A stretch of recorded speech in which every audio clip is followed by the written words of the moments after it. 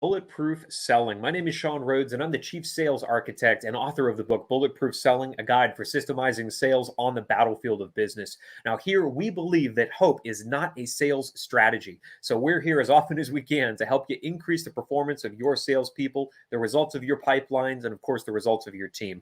Now, in this Bulletproof Selling series, we get to bring in the top minds in sales, best-selling authors, trainers, consultants, and those that are and have been out there in the field leading sales teams. And my commitment is that every one of these shows, from the time that we started these more than 50 episodes ago, every single show, we build a sales system that you can use no matter the size of your team, the size of your business, or the size of your goals. Now, in my sales journey, I've had the opportunity to know Hall of Fame speakers, to be able to talk to best-selling authors and consultants. One of the first people that introduced me to the idea that you could have a sales system is the guest that we're going to be bringing on today. He's also a military veteran, and I know he drew a lot on his military experience in the Army to formulate sales systems that helped an organization grow to become a multi-million-dollar consulting firm. And now he's gone off on his own, and he's helping the biggest companies on the planet implement sales systems that they use as well. So when you talk about the grandfather of sales systems, this is a guy I've been excited to have on the show for quite some time, because he's going to give us some insight into why sales systems are important, where they come from, and probably the thing that most people are interested in learning in the field of sales is how do you actually get them implemented on a team, especially in the field of sales where you've got a bunch of cowboys and cowgirls out there running around shooting from the hip. But we all know if we could just do a couple of things in a way that incorporates some best practices, so we don't have to hope we remember what happens on that phone call or during that sales meeting, how much better results we could get. Well, the man that I'm about to introduce you today is the one that introduced me to the idea that this was even a possibility. So I'm very excited to bring on the show Mr. Scott Leonard. Scott, welcome to Bulletproof Selling, sir. Hey, thanks for having me, Sean. It's a pleasure to be here. So, Scott, tell us a little bit about you.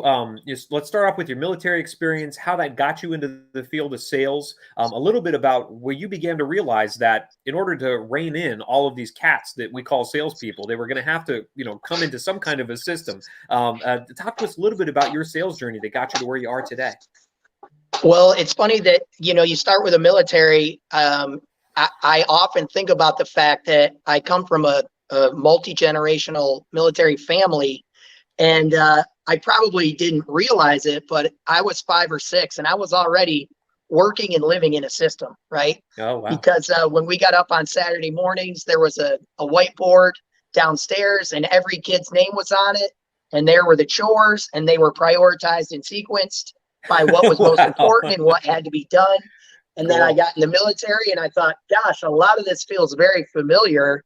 And then all of my time as a civilian and in school and then in corporate America, I think that was always just so baked into my DNA that it felt very natural and obvious to attempt to make sense out of what was a very Wild West. When I first got into it in the mid to late 90s, sales was very much considered an art. And many thought you were born with it or you weren't. And, I think ideas and perceptions around that have changed dramatically in the last several decades, to the point in where we are today with thought leadership and even technology proving that no, in fact, there's great opportunity to and benefit from creating systems for selling. And the company that I met you at, when you showed up on that sales team, did they have any kind of sales system in place, or were you really the guy that architected the system that I first saw when I began to work with you? Yeah. So to be fair, they did have a sales system, but we revamped it considerably. In my early stages of joining that organization, and primarily what we attempted to do was it was a boutique military firm, staffed exclusively by pretty high-level military folks. And so when they thought about sales, they thought about the customer as a target. Yeah. And we kind of modified that, which wasn't easy, but we modified that through both process and coaching and a lot of work, one-on-one work with sellers to understand we may target an organization as a potential prospective client for our business, but the human isn't a target. The human is someone that we're going to build a relationship with, and we're going to learn from and collaborate with, and then mutually determine a path forward to provide value through us bringing our service offerings or expertise. And then from that company, I know you've gone on to then have a consulting firm of your own, and you've been able to help some of the largest companies on the planet execute and implement sales systems of their own. Talk to us a little bit about the type of work you're doing today with those larger organizations and how you help them define what sales systems they need, onboard that with the CRM, and actually get their sales team to buy in to use it. Yeah. So again, not always easy. In my current role, I'm with a very large global multinational consulting firm, and work in a lot of verticals, a lot of industries.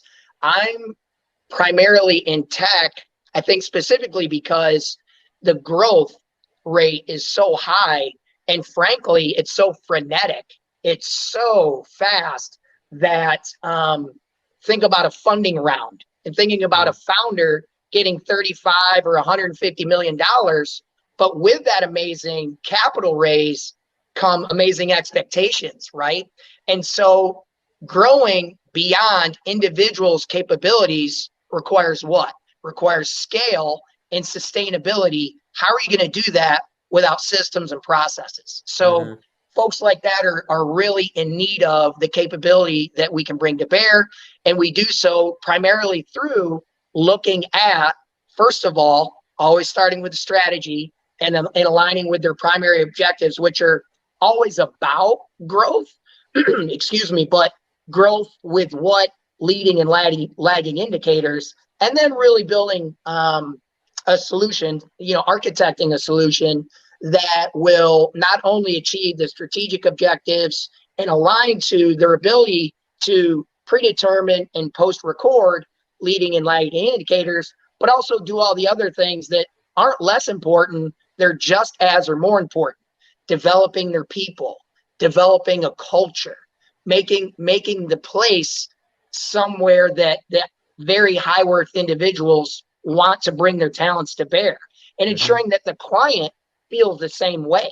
Because in many cases, my experience personally is culture isn't something you build in an organization. Relationships have culture too. And if you're not building a culture inside of a relationship, how sustainable is that relationship? How sustainable is the culture or the company? And exactly right. So the leading and lagging indicators you mentioned for the salespeople out there that may be listening to this thinking like, whoa, what does that quite mean? I'll give you an example, Scott, and you can help me walk through it. If I come to you and I say, I'm trying to grow my company to be $150 million, we sell high-end widgets. How would you help me walk through what my leading and lagging indicators were for that goal? So in a very friendly way, you have to be a bit of a detective or a scientist. Yeah. And before you can, create a hypothesis, you have to understand the experimental environment, the lab, if you will, and all the variables within the lab. So there's a lot of discovery, and the discovery itself can and should be very procedural, right? Always with room for variance, always with room for specific customized approaches and attributes. But by and large, there should be a set discovery standard that you utilize to uncover all these criteria. And an example specifically would be, you have a growth target. What is within the guardrails of what you include in the growth target? What are ancillary requirements? What are ancillary benefits? I've got to do 8x growth. I did 100 million ARR last year, and I've got to do 8x growth. So you're telling me, Sean, you have to do 800 million next year. That's right. Yeah. So then we think about, okay, then there are levers we're going to need to pull, such as obviously we're going to have to scale up to maximize share of wallet or revenue per existing customer. And that's going to be a growth function. Obviously, we're going to have to go out and capture a bunch of new logos or new customers. That's going to be a growth function. We're going to have some other areas where we can drive growth, right? Referral, there are a dozen ways. In all of those pursuits, there are going to be threats and resources. There are going to be risks and assets. we need to talk about those and our consumption of the assets, the manner in which we minimize or avoid or overcome the risks, and develop indicators or KPIs that let us know when our gauge is reaching a red light on an asset, because we can't run out of recruiters and still need to grow our headcount by 50 people a month, and only to find out our recruiting pipeline is now in the red zone. We've got to know when it's in the orange, or we're going to miss our headcount 50 person month over month goal. And that's a leading indicator of our revenue generation, and on and on. So it's really a lot of backwards planning. But before you can do that, you need to know every domino that lines up to that goal. And then you got to talk about each domino. And if we miss one of those dominoes in planning along the way, that's an opportunity for that to be the one that falls over when we don't want it to, that could wreck the entire show. Yeah. So I know a lot of your work is not only helping the strategy of this type of planning, but the rollout as well. So how do we get people on board? How do we develop the systems that they use to reach out, do outreach, send emails, make phone calls, drive deals, get out proposals, increase margin? So what do you find to be the chief challenge if you come into an organization that has an existing sales team, you're not building it from scratch, and you're asking them to suddenly be process driven? What are the roadblocks you tend to run into? So despite what many managers think, and I intentionally didn't use the word leaders, but despite what many managers think, people don't show up hoping to be apathetic and hoping to hide from work, sellers especially. Yeah. They show up looking to make a mark, looking to be individually significant, looking to make money for themselves and their family, looking for accomplishment and recognition of accomplishment. They're a very specific breed of team member, and they have very specific drivers. And if they're not exhibiting those behaviors, maybe the first place to look is, do we have a flawed design? Is our battle plan shutting down the team we're asking to execute towards the objective? So the first place we look is at the design itself. And then if the design is still appropriate for the industry, the segment, the market, the seasonality, global conditions, etc. If the design pressure test, if you will, again, we have a process for this, but if it passes that pressure test, now we have other variables to look at. Well, let's look at the leadership, because if we're going to assess everyone else, that mirror needs to be held up here first, right? So let's assess the leadership, and let's see if we have any opportunities to iterate and do things differently or better. Let's look at the human capital. Let's look at the allocation of the human capital, the resources. Do we have people in roles that match their KSAs, their knowledge, skills, and abilities? Do some of the roles need to be modified based on the design of the sales motion we're operating? On and on we go. And for each area we look at, we have a process to, again, do that discovery, make an assessment, and then if the assessment uncovers any opportunities to iterate to a more positive performance or model, then make those recommendations. But more importantly, unlike so many service providers, not only give them the what in the recommendation, but give them the how, right? Because I can tell you how to field strip an M240, but if you've never touched one, you probably want a checklist of a step-by-step how to get that done, right? Yeah.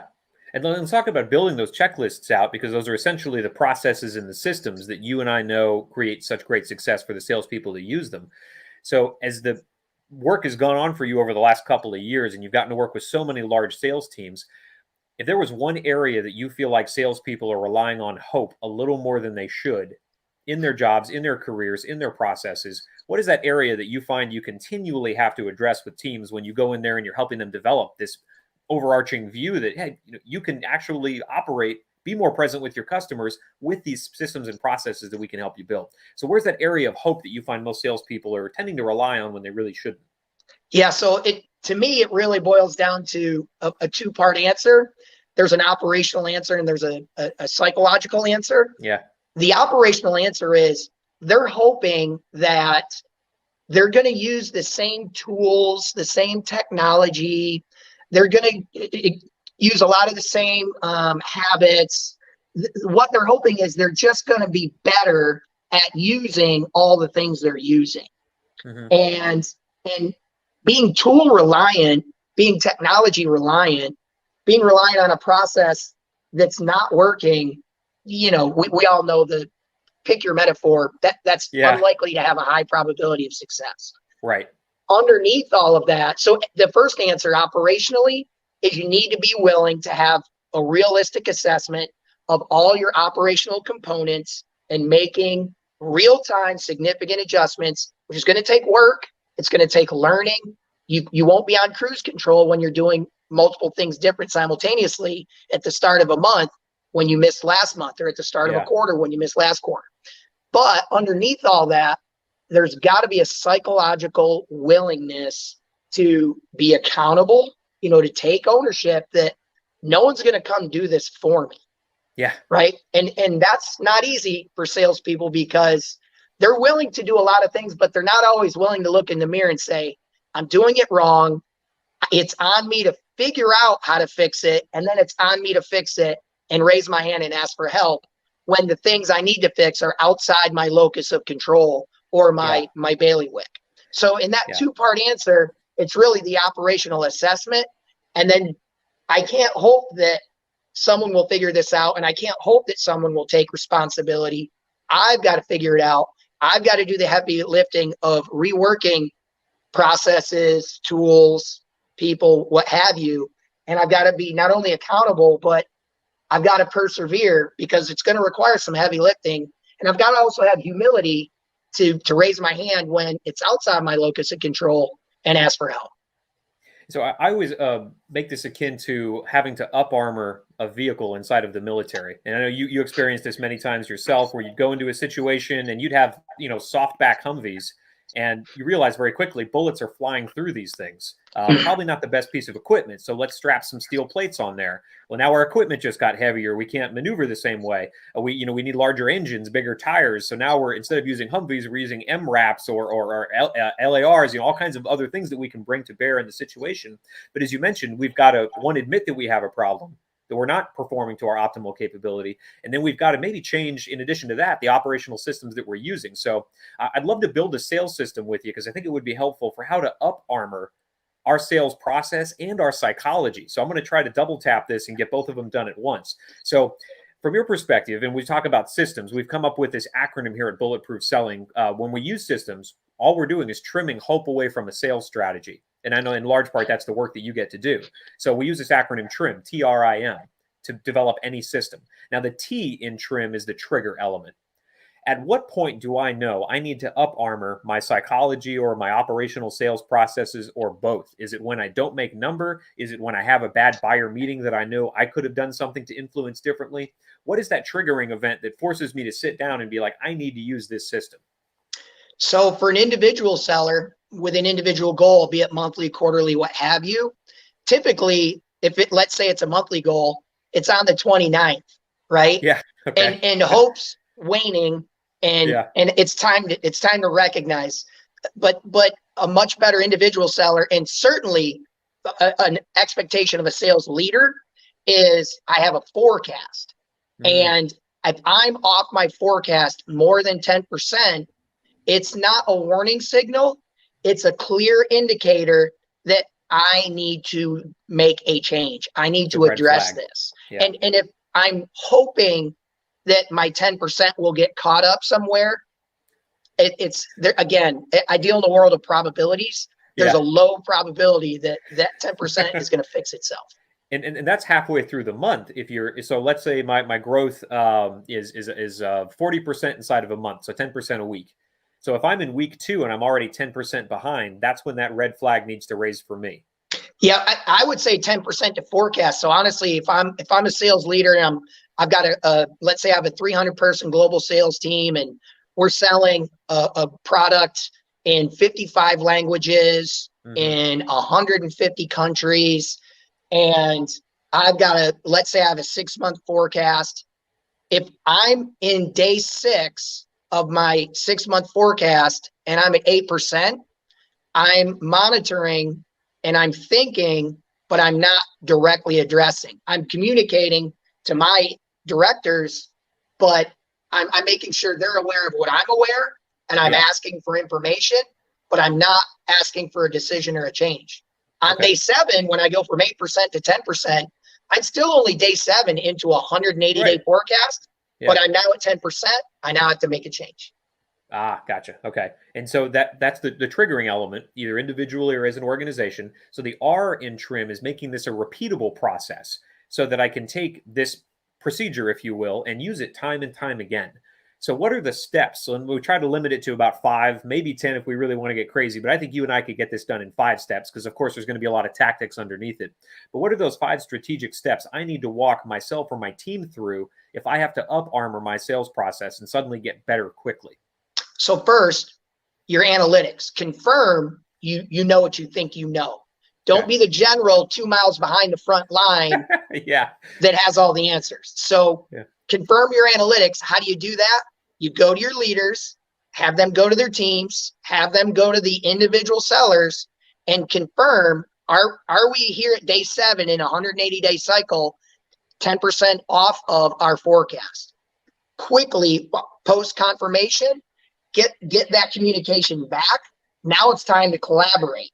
What we're really doing is trying to ideate what potential root causes we have and what we can do about it. So confirm the analytics, communicate it out, ideate, collaborate, get that information, and now get a consensus and now execute.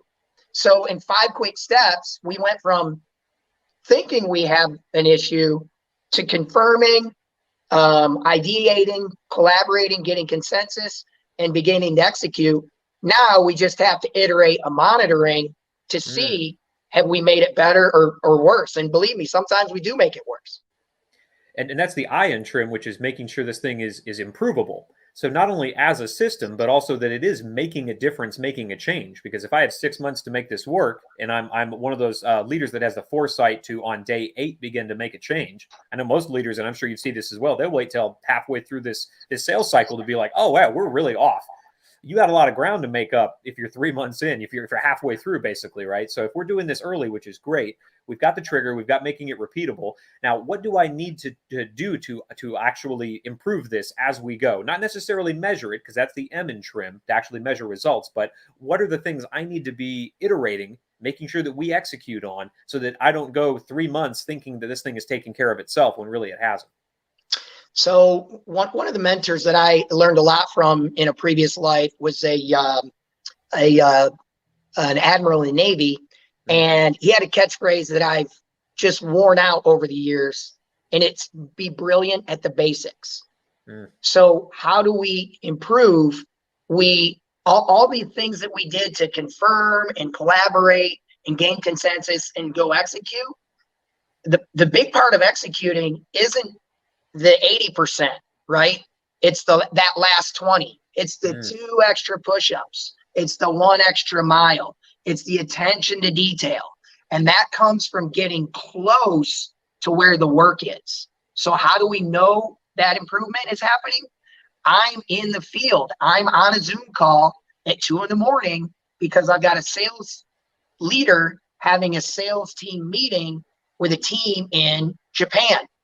And I'm close to the execution. I'm ensuring that the communication is clear from my boss all the way down to the individual contributor. I'm ensuring that we have collectively the same line of sight or sight picture in mind. And I'm answering any questions. And we're dealing for variables at an extremely tactical level. And being brilliant at the basics, getting into that really tactical level, getting it 1 foot off the ground into the trenches is how you'll ensure that what you're attempting to execute actually happens. So not staying in the ivory tower, hoping that it's your divisional managers and your regional managers following your orders all the way down to the field. And Sean, obviously this is a balance that has to be reached. If leaders got out of ivory towers, I wouldn't have worked a day for the last 20 years. I would be unemployed. Yeah, totally. I'm right there with you. But then there's a balance that has to be reached, because I know every general, we really don't want to see them on point on a foot patrol either. And so how do I maintain, if I'm a leader and I'm listening to this, that 1 foot up in my office and then 1 foot in the field without, ripping the rifle away from the guy on point whose job it is to really be there?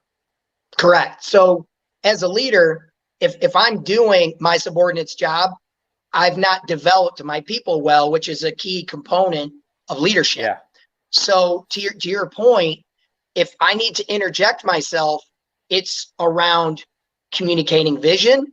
It's around motivating and ensuring that people understand and are aligned to the objective, and then ensuring that I can motivate them and drive a sense of engagement and ownership, not physically doing the work for them. But if I need to demonstrate what good looks like, I need to do that. And if I'm so far removed from the work that at a tactical level I can't demonstrate what good looks like, then I need one of my leaders, my subordinates, to do that for me. Because at some level, if there's a coaching need, you got to have a coaching capability. So as the leader, if I do all those things, again, there's a process for each of these steps. I procedurally, operationally put these in place. And whether you have me do it or where I tell you and you do it without me, either way, once you operationalize these procedures, and like all things, the clock ticks, right? And no man avoids it. No person avoids it. You have to time bound these processes, right? It's not operational if you do it once in a while.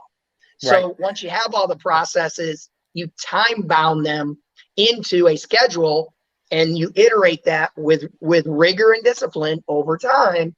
And then with me or without me, a leader can adopt all this, embed it, operationalize it, monitor it, and then float back up to a level where they're doing less tactical engagement and they're doing more of that strategy and vision work that's their real value to the organization, knowing that they've operationalized this and thus it's sustainable, with always an eye in mind.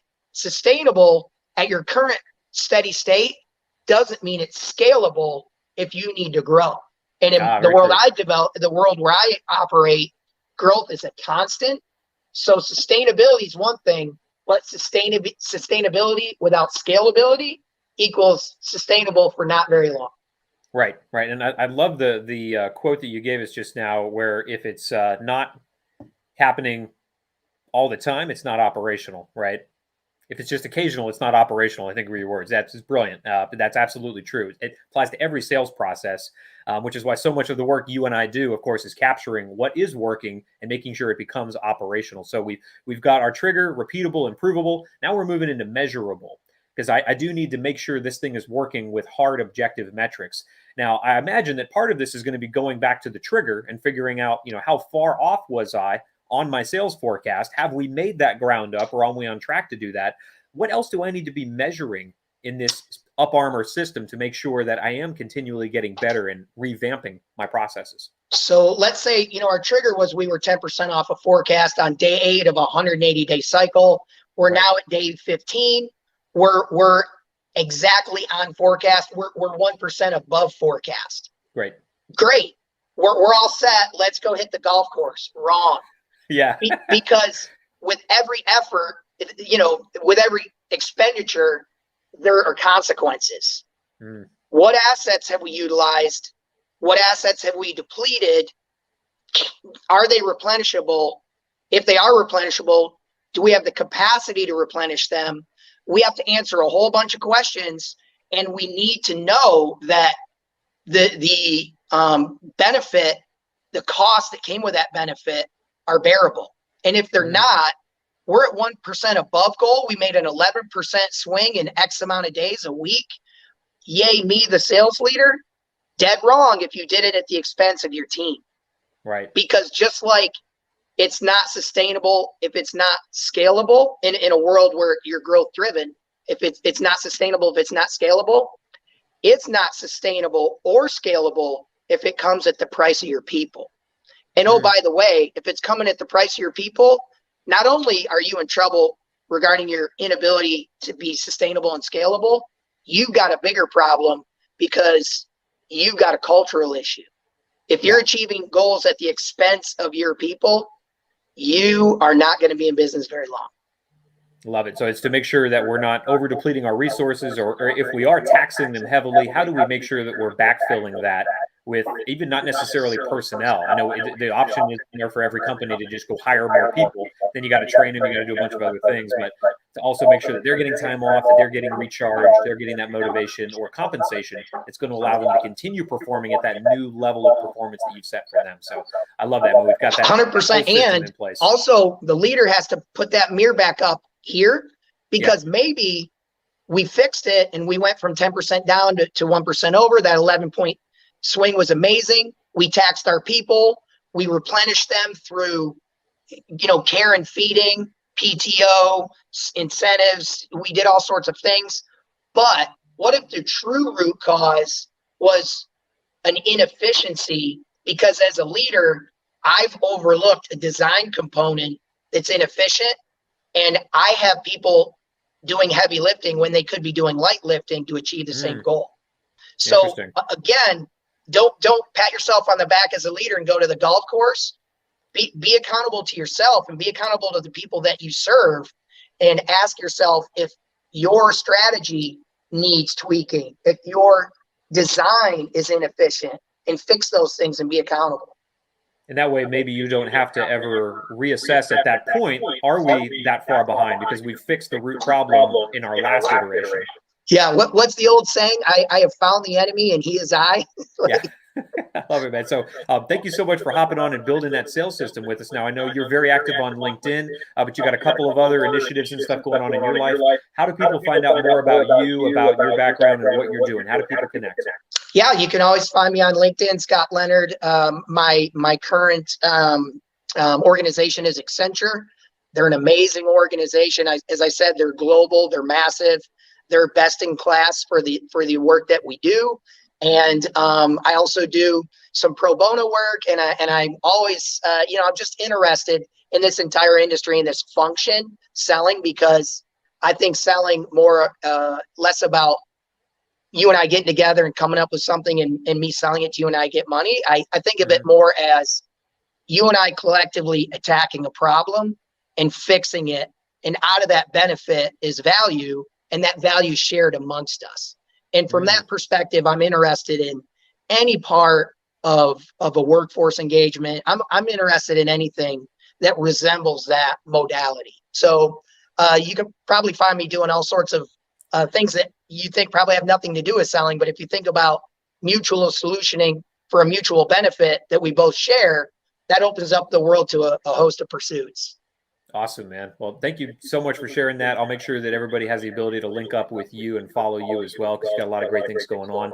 For us here at Bulletproof Selling, make sure that you're following us on LinkedIn, the YouTube channel for all of these live streams where they're archived, and of course the podcast that we produce with them on iTunes, Stitcher, and Spotify.